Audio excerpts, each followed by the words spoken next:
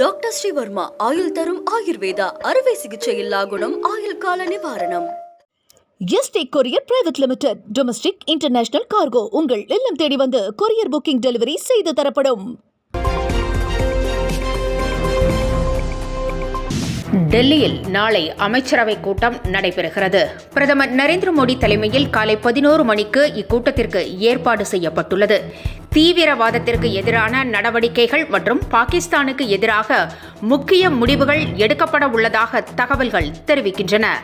Operation Sindoor மற்றும் அதற்கான காரணங்கள் குறித்து விரிவாக ஆலோசிக்கப்பட உள்ளதாகவும் டெல்லி வட்டாரங்கள் கூறுகின்றன. பகல்காம் தாக்குதல் தொடர்பாக கருத்து தெரிவித்த முன்னாள் அமைச்சர் செல்லூர் ராஜுக்கு முன்னாள் இராணுவத்தினர் நலச்சங்க தலைவர் திருச்செல்வம் கடும் கண்டனம் தெரிவித்துள்ளார். பகல்காம் தாக்குதல் தொடர்பாக இந்திய ராணுவம் மேற்கொண்ட ஆபரேஷன் சிந்தூர் குறித்து செல்லூர் ராஜு தெரிவித்த கருத்து பரபரப்பை ஏற்படுத்தியது. இந்த நடவடிக்கையின் போது ராணுவ வீரர்கள் ஒன்றுமே செய்யவில்லை என்றும் எல்லா நடவடிக்கைகளையும் பிரதமர் நரேந்திர மோடியும் மத்திய அமைச்சர் அமித்ஷாவுமே செய்ததாக கூறிய செல்லூர் ராஜு ராணுவ வீரர்களா சண்டை போட்டார்கள் என காட்டமாக கேட்டிருந்தார். ஆனால் ராணுவ வீரர்களுக்கு ஆதரவாக திமுக ஏன் பேரணி நடத்துகிறது என்றும் செல்லூர் ராஜு விமர்சனம் செய்திருந்தார்.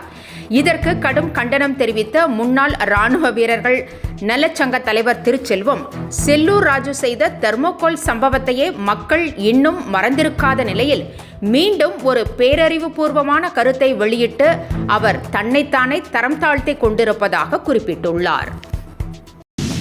பொள்ளாச்சி சம்பவம் தொடர்பான வழக்கில் குற்றம் சாட்டப்பட்ட 9 பேரும் குற்றவாளிகள் என அறிவிக்கப்பட்டுள்ளது.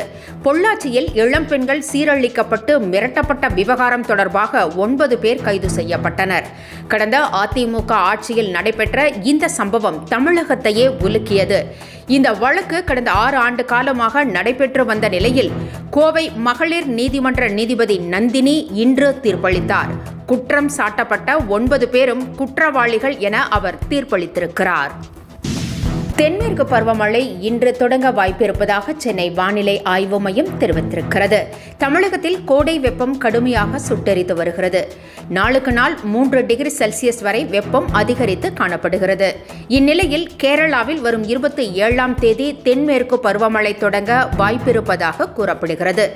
தென்மேற்கு பருவமழை இன்று அந்தமான் பகுதியில் தொடங்க வாய்ப்பிருப்பதாகவும் வானிலை ஆய்வு மையம் தெரிவித்திருக்கிறது. கடந்த ஆண்டு மே மாதம் 3ஆம் தேதி தென்மேற்கு பருவமழை தொடங்கியது. ஆன்லைன் சூதாட்டத்திற்கு எப்பொழுது தமிழக அரசு முடிவு கட்டப் போகிறது என ராமதாஸ் கேள்வி எழுப்பியிருக்கிறார். இது தொடர்பாக அவர் வெளியிட்டுள்ள அறிக்கையில் ஆன்லைன் சூதாட்டத்தில் 6 லட்சத்தை இழந்த வங்கி ஊழியர் சம்பவத்தை சுட்டிக்காட்டியுள்ளார். ஆன்லைன் சூதாட்டத்தில் இதுவரை 89 உயிரிழப்புகள் ஏற்பட்டுள்ளதாகவும் ராமதாஸ் குறிப்பிட்டுள்ளார். இதை உணர்ந்து தமிழக அரசு இனியும் வேடிக்கை பார்க்கக்கூடாது என்றும் உயர்நீதிமன்ற தீர்ப்புக்கு தடை வாங்க முயற்சி மேற்கொள்ள வேண்டும் என்றும் முடியாத பட்சத்தில் புதிதாக சட்டம் இயற்றி நிறைவேற்ற வேண்டும் என்றும் ராமதாஸ் வலியுறுத்தியிருக்கிறார். உதகையில் நடைபெறும் ரோஜா கண்காட்சி மேலும் 2 நாட்கள் நீட்டிக்கப்பட்டுள்ளது. சுற்றுலா முக்கியத்துவம் வாய்ந்த உதகையில் 20வது ரோஜா கண்காட்சி கடந்த 10ஆம் தேதி தொடங்கி நடைபெற்று வருகிறது. பல்லாயிரக்கணக்கான மலர்களை கொண்டு மலர் சிற்பங்கள் இங்கு வடிவமைக்கப்பட்டுள்ளன. 2 லட்சம் ரோஜா மலர்களை கொண்டு கடல்வாழ் உயிரினங்கள் தத்ரூபமாக அமைக்கப்பட்டுள்ளன. 4200 ரகங்களைச் சேர்ந்த 40,000 வகை வண்ண ரோஜாக்கள் சுற்றுலா பயணிகளுக்கு விருந்து படைக்கிறது. இந்நிலையில் மேலும் 2 நாட்களுக்கு இந்த கண்காட்சி நீட்டிக்கப்பட்டுள்ளது. கடந்த 3 நாட்களில் மட்டும் 40,000 பேர் ரோஜா கண்காட்சியை பார்த்து ரசித்துள்ளனர். தனது அடுத்த படத்திற்கு இயக்குனர் வினோத்தை டிக்கடித்துள்ளதாக தகவல் வெளியாகியுள்ளது. வினோத் ஒரு கதையை ரஜினியிடம் சொல்ல அது ரஜினிக்கும் ஐஸ்வர்யாவுக்கும் மிகவும் பிடித்துவிட்டதாம்.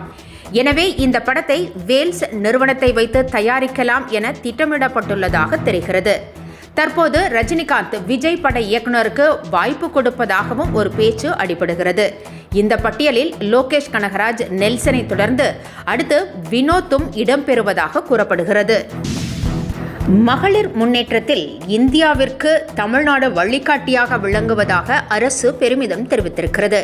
அரசு வெளியிட்டுள்ள செய்திக்குறிப்பில் முதலமைச்சர் மு.க.ஸ்டாலின் கடந்த 2021ஆம் ஆண்டு ஆட்சி பொறுப்பேற்ற பிறகு மகளிர் மேம்பாட்டிற்கு புரட்சிகரமான பல புதிய திட்டங்களை அறிமுகப்படுத்தப்பட்டிருப்பதாக குறிப்பிடப்பட்டுள்ளது. மகளிர் உரிமை திட்டம், புதுமை பெண் திட்டம், பணிபுரியும் மகளிர் மேம்பாட்டு இந்தியாவிற்கே தமிழக அரசு வழிகாட்டியாக விளங்குவதாக தமிழக அரசின் செய்திக்குறிப்பில் தெரிவிக்கப்பட்டுள்ளது. மேலும் தோழியர் விடுதி என அரசின் திட்டங்கள் பட்டியலிடப்பட்டுள்ளன.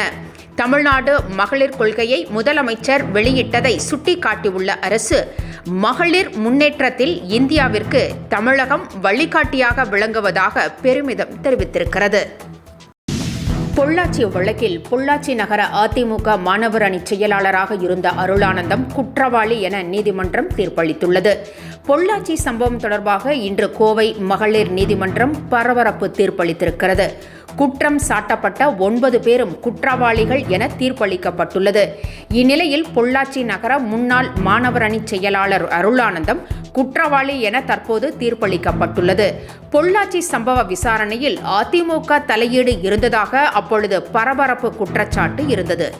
என்றும் உங்களுடன் மை இந்தியா. முக்கிய செய்திகளை உடனுக்குடன் தெரிந்து கொள்ள சப்ஸ்கிரைப் பண்ணுங்க, பெல் பட்டனை பிரஸ் பண்ணுங்க. என்றும் உங்களுடன் மை இந்தியா.